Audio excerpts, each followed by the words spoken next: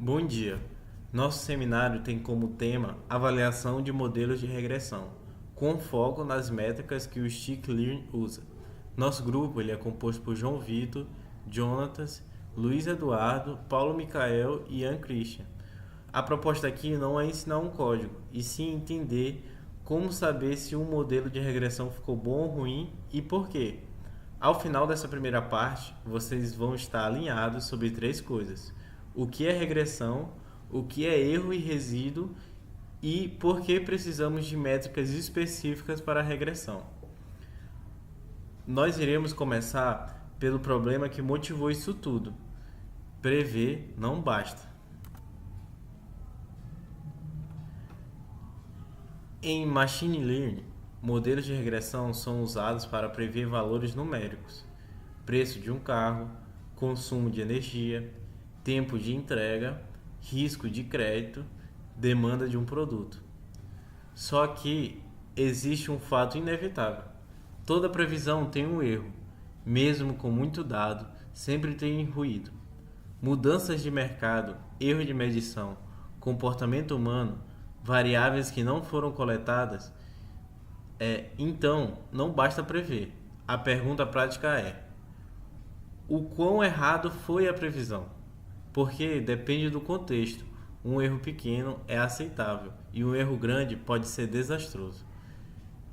Um pequeno exemplo: se eu prevejo que um imóvel vale 300 mil e ele vale 310 mil, errei 10 mil.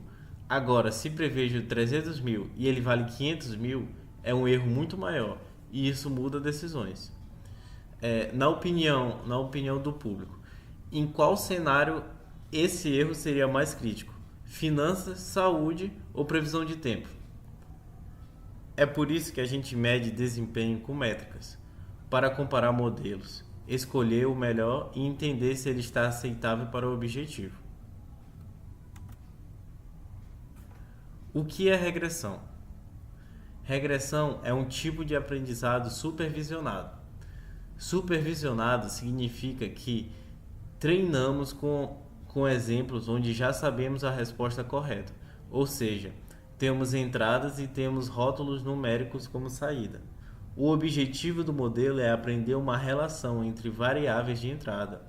Por exemplo, área do imóvel, bairro, número de quartos e uma saída numérica como o preço. Quando o modelo termina de treinar, ele consegue pagar novos dados e dar o valor estimado. Agora, é aqui que entra a avaliação, para saber se o que ele aprendeu generaliza bem ou se está errando feio. Agora nós iremos visualizar isso com a reta e entender o que é resíduo. Nesse gráfico, cada ponto é um dado real, um exemplo do nosso conjunto. A linha representa o melhor ajuste que o modelo conseguiu encontrar para explicar a tendência geral. Agora repare numa coisa importante: a linha quase nunca passa exatamente em cima de todos os pontos. E isso é normal. A diferença entre o valor real do ponto e o valor previsto pela linha é o resíduo, basicamente o erro da previsão. Se o ponto está acima da linha, o modelo previu abaixo do real. Se o ponto está abaixo, ele previu acima do real. Então, avaliar um modelo de regressão é medir esses resíduos de forma resumida.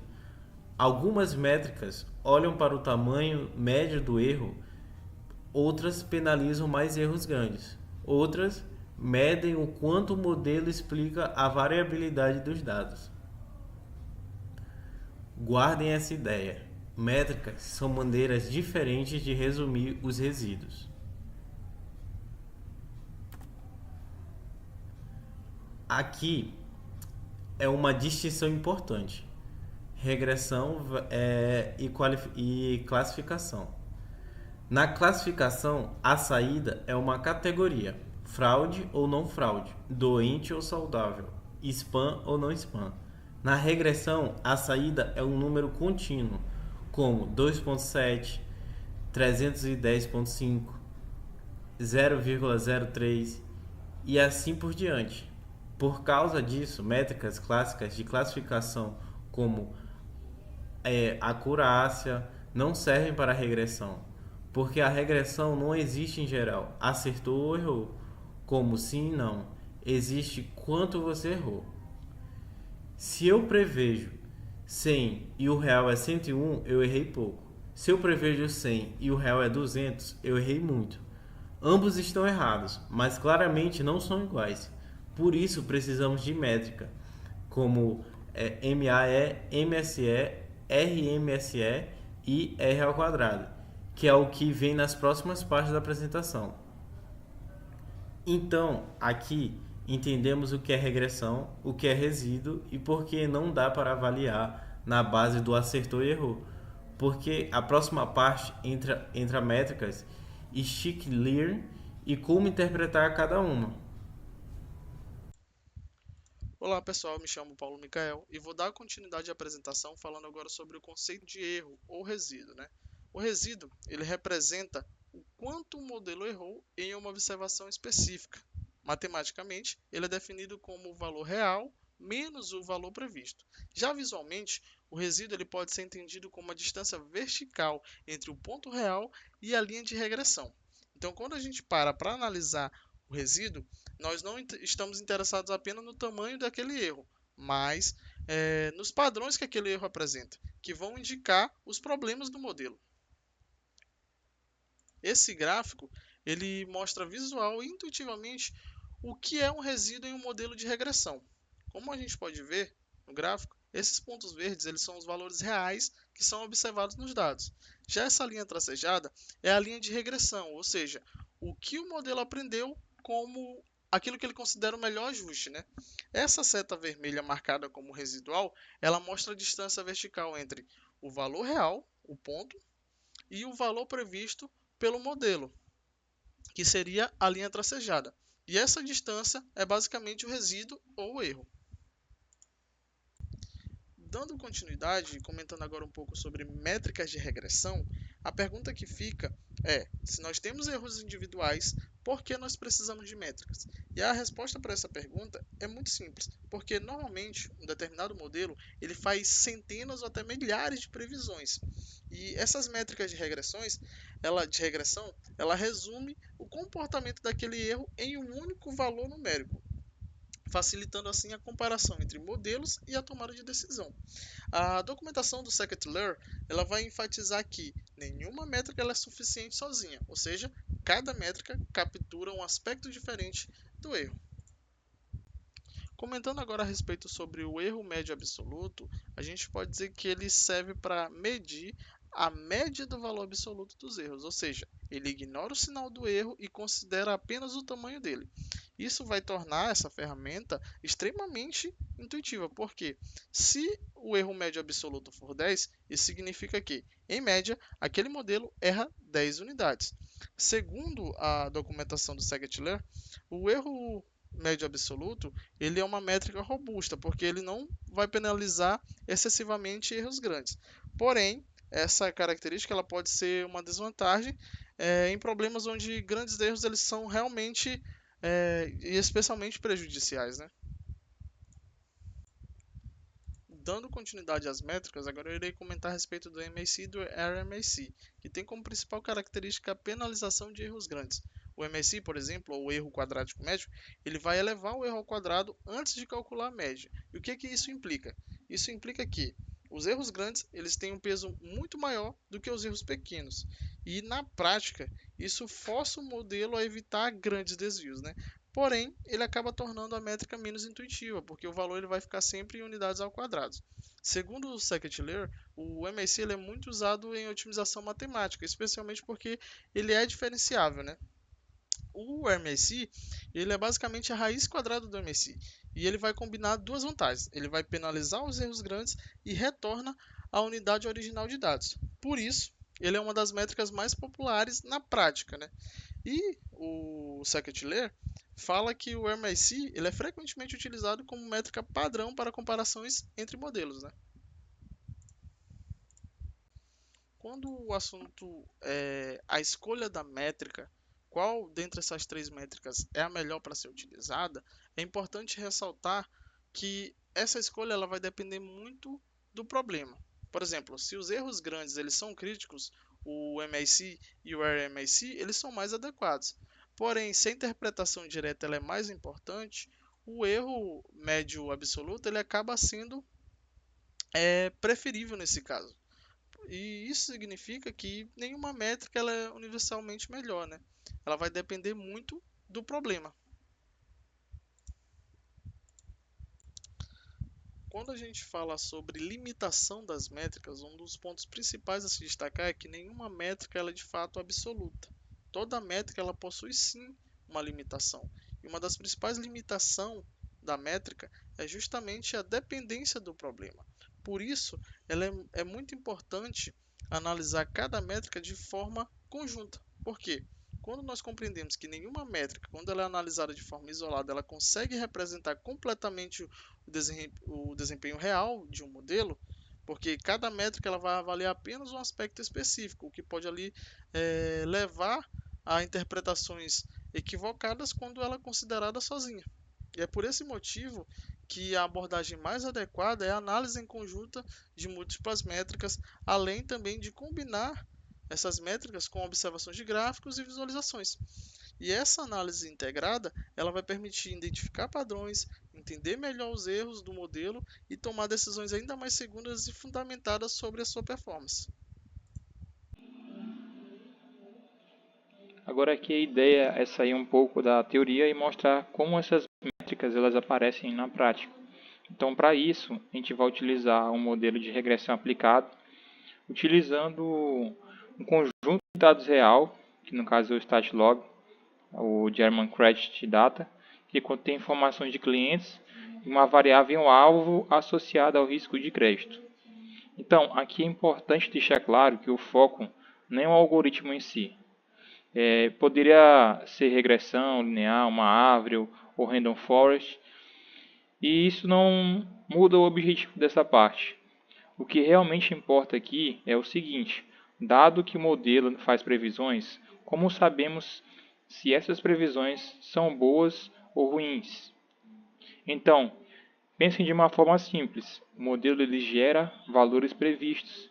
Nós temos valores reais e a partir da comparação entre esses dois conjuntos surgem assim as métricas de avaliação. Vamos ver agora como essa comparação real versus previsto se transforma em números. Depois que o modelo é treinado, o primeiro passo é comparar os valores reais com os valores previstos. Se eu tenho 5 exemplos, eu vou ter 5 valores reais e 5 valores previstos. Então, para cada exemplo, eu consigo calcular um erro simples, o valor real, menos o valor previsto. Então, a partir dessa lista de erros, surgem assim as métricas de regressão. O MAI é um erro absoluto médio e responde uma pergunta direta. Em média, quanto o modelo erra? Ele trata assim de todos os erros de forma linear. Já o MSE, que é o erro quadrático médio, ele mantém essa penalização de erros grandes, mas volta para a unidade original do problema, o que facilita assim a nossa interpretação. Já o R2, ou melhor, o RMSE é a raiz do MSE.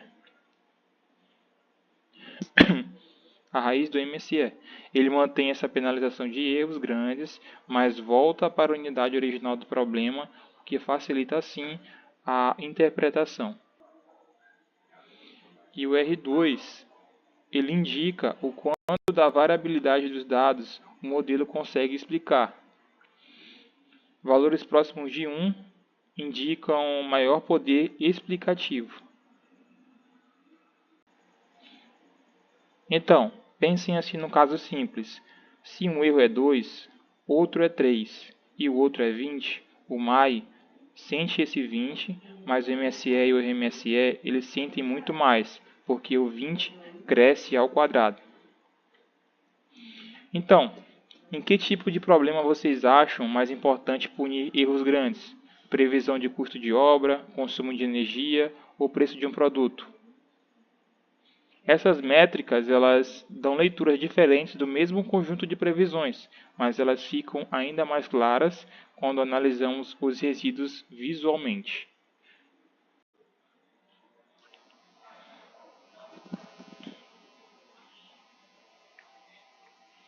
Esse gráfico ele mostra os resíduos em função dos valores reais. Relembrando, o resíduo ele é simplesmente o erro do modelo em cada ponto. A diferença entre o valor real e o valor previsto. O cenário ideal é que esses resíduos eles fiquem espalhados de forma aleatória em torno da linha zero. Quando isso acontece, significa que o modelo erra para mais e para menos sem um padrão sistemático. Se os resíduos eles começam a crescer conforme o valor real aumenta, pode ser sinal de que o modelo não capturou bem a escala. E se aparece uma curva, pode indicar que existe uma relação não linear que o modelo não aprendeu. Mas, se a dispersão ela aumenta em uma faixa específica, pode indicar variância não constante. Então, assim, o modelo ele tem mais dificuldade em certos intervalos. Aqui as métricas resumem o erro em número e o gráfico de resíduos mostra o comportamento do erro.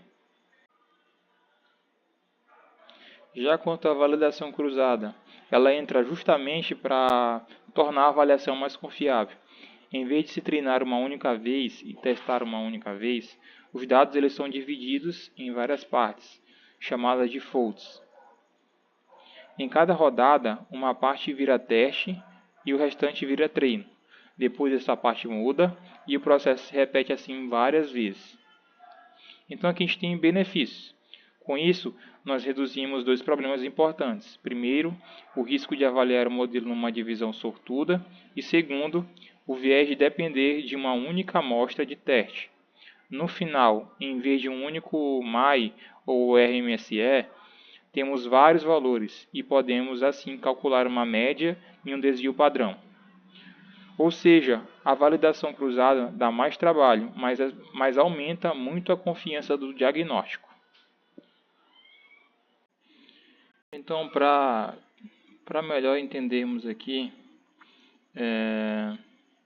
nós temos aqui o nosso projeto como exemplo prático e essa base aqui de dados que nos foi disponibilizada através do German Credit Data, da Statlog, presente no repositório da UCI.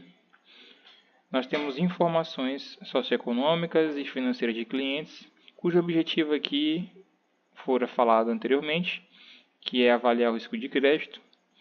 Ou seja, cada linha representa um cliente com várias características e uma variável alvo que indica a classificação do crédito. O ponto central aqui não é o domínio financeiro em si, mas sim o processo, como treinar um modelo de regressão e principalmente como avaliar se esse modelo ele está funcionando bem.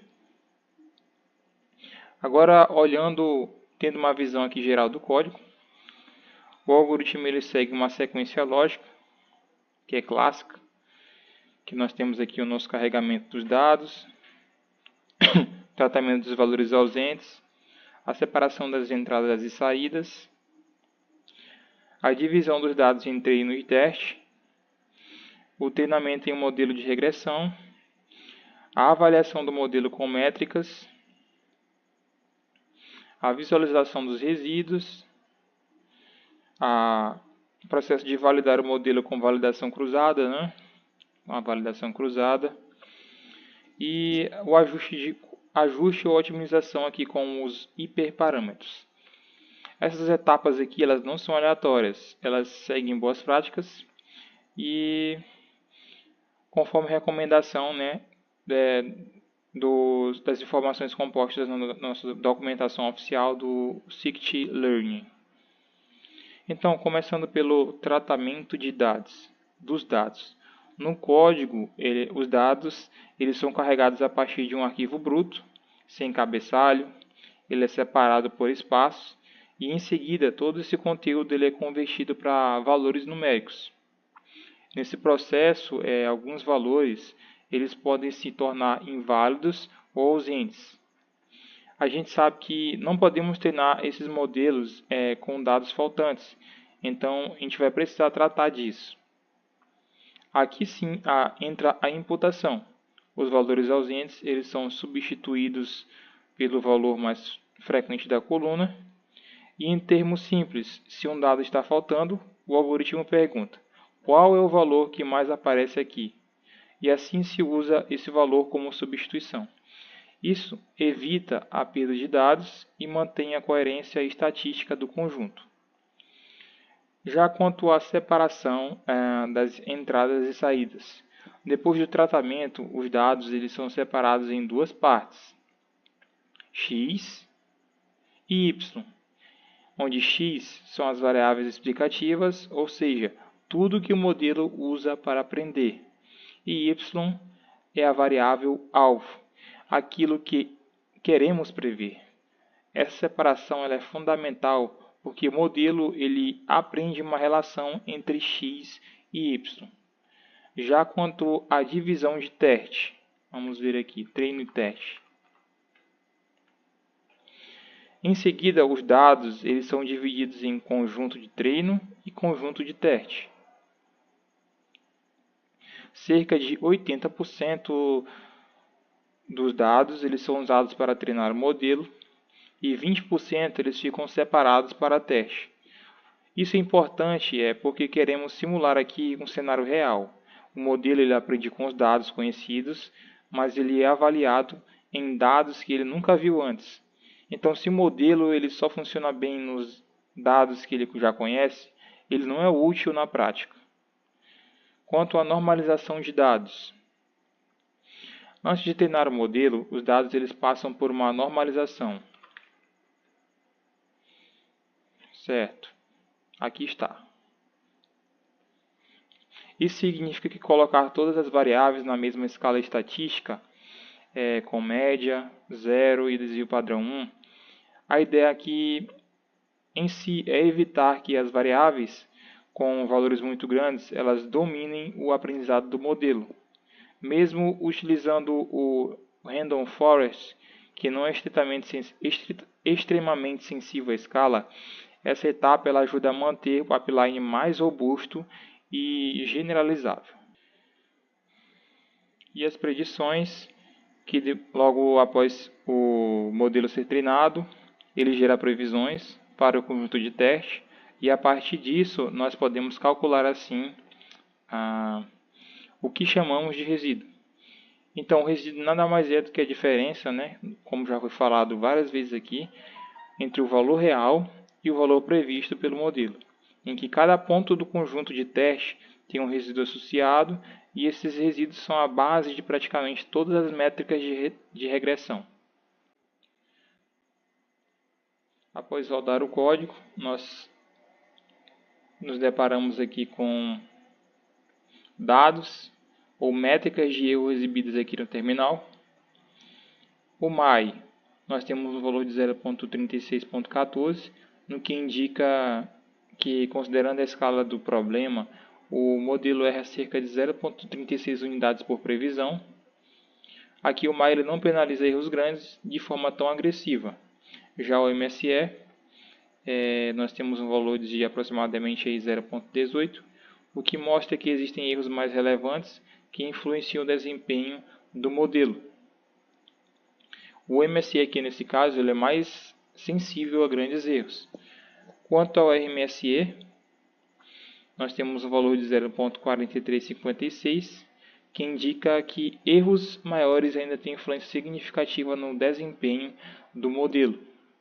Como nesse caso o RMSE ele é maior, ele possui um valor maior do que o MAI, nós podemos ver aqui a presença de erros grandes.